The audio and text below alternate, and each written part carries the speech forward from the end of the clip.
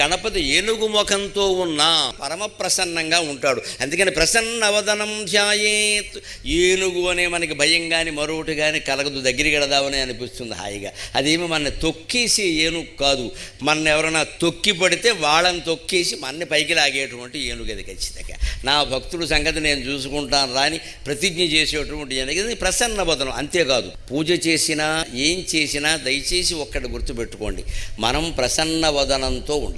ఆ పూజ ప్రసన్నంగా చెయ్యాలి. మనం కోపంతో తాపంతో కక్షతో ఎవడి మీదో ఏదో చేసేద్దాం వాడికి ఏదో చేసేలా చెయ్యాలని పూజలు చేయకూడదు. రెండోది, అవి ఏమీ లేకపోయినా కొందరు ఎలా ఉంటారంటే ఆందోళన చెందిన మనసుతో పూజ చేస్తారు. మనస్సులో ఏవో పెట్టుకున్న ఆలోచనలు అటువంటి ఉంటే దానికోసమే పొద్దున స్నానం చేయండి, మంచి బట్టలు కట్టుకోండి, అప్పుడు చేయండి, కాస్త తొలగిపోతాయి అటువంటివన్నీ కూడా. మనస్సులోంచి అవి తొలగించుకోవాలి. ఎప్పుడు మన మొహం బాగుంటే పూజ చేసే విధానం కూడా బాగుంటుంది. అప్పుడు కోరికలు కూడా తప్పనిసరిగా ఫలిస్తాయి.